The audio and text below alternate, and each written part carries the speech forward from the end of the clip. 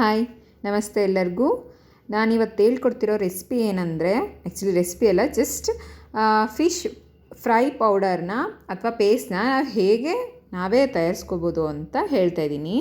ಸಿಂಪಲಾಗೆ ಯಾವುದಾದ್ರೂ ಬ್ರ್ಯಾಂಡ್ದು any brand 1 spoon ಆ ಪೌಡರ್ನ ಹಾಕ್ಕೋಬೇಕು. ಎನಿ ಬ್ರ್ಯಾಂಡ್ದು ಫಿಶ್ ಫ್ರೈ ಪೌಡರ್ನ 1 ಸ್ಪೂನ್, ಅದಕ್ಕೆ ರೆಡ್ ಚಿಲ್ಲಿ ಅಂದರೆ ಕಾಶ್ಮೀರಿ ಚಿಲ್ಲಿ ಪೌಡರ್ 2 ಸ್ಪೂನ್ಸ್ ಹಾಕಬೇಕು.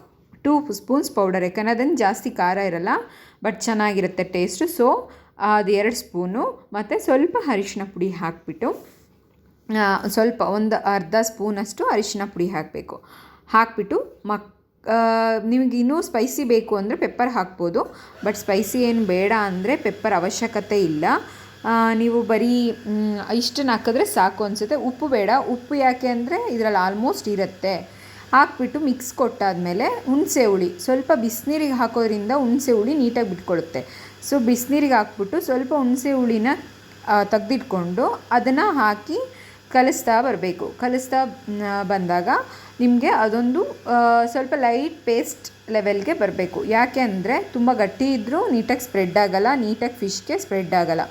ತುಂಬ ತೆಳು ಇದ್ರೂ ಕೋಟಿಂಗ್ ನೀಟಾಗಿ ಆಗೋಲ್ಲ. ಸೊ ಲೈಟ್ ತಿಕ್ಕಾಗಿದ್ದರೆ ಸಾಕು.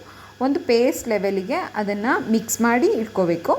ಮಿಕ್ಸ್ ಮಾಡಿದ್ಮೇಲೆ ಇವತ್ತು ತಂದಿರೋ ಫಿಶ್ಶು ಯಾವುದೋ ಶಂಕರ ಫಿಶ್ ಅಂತೆ, ಫಸ್ಟ್ ಟೈಮ್ ತಂದಿದ್ದಾರೆ ನಮ್ಮ ಮನೇಲಿ.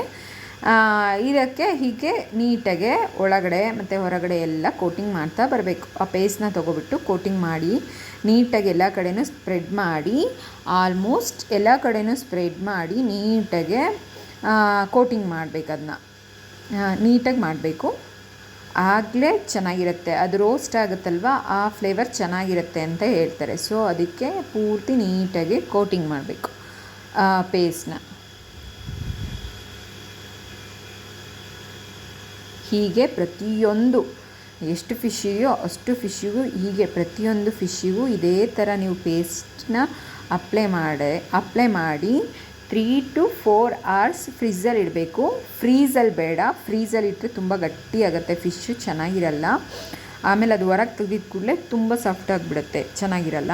ಬರೀ ಫ್ರಿಜ್ಜಲ್ಲಿ ಇಡಿ ಸಾಕು. 3 to 4 hours ಇಡಿ, ತುಂಬ ಟೇಸ್ಟ್ ಚೆನ್ನಾಗಿರುತ್ತೆ ಅಂತ ಹೇಳ್ತಾರೆ. ಯಾಕಂದರೆ ನಾನು ಫಿಶ್ ತಿನ್ನಲ್ಲ, ಆ್ಯಕ್ಚುಲಿ ಮಾಡೋದಷ್ಟೇ. ನಮ್ಮ ಮನೇಲಿ ಉಳಿದವರೆಲ್ಲ ತಿಂತಾರೆ, ನಾನು ತಿನ್ನಲ್ಲ. ಸೊ ಈ ಥರ ಎಲ್ಲ ಫಿಶ್ಗೂ ಅಪ್ಲೈ ಮಾಡಿದ್ಮೇಲೆ 3 to 4 hours ಫ್ರಿಜ್ಜಲ್ಲಿ ಇಡಿ, ತುಂಬ ಚೆನ್ನಾಗಿರುತ್ತೆ. ಇಷ್ಟೇ ಸಿಂಪಲಾಗಿ ಸಾಕು. ನಾನು ಸಾಲ್ಟ್ ಕೂಡ ಯೂಸ್ ಮಾಡಿಲ್ಲ, ಯಾಕಂದರೆ ಫಿಶ್ ಫ್ರೈ ಪೌಡರಲ್ಲಿ ಸಾಲ್ಟ್ ಇರುತ್ತೆ, ಅದೇ ಸಾಕು. ತುಂಬ ಸಾಲ್ಟಿ ಆದ್ರೂ ತಿನ್ನೋಕ್ಕಾಗಲ್ಲ, ಸೊ ಅದೇ ಸಾಕು. ಈ ಥರ ಅಪ್ಲೈ ಮಾಡಿ ನೀಟಾಗೆ 3 to 4 hours ಇಡಿ, ಚೆನ್ನಾಗಿರುತ್ತೆ.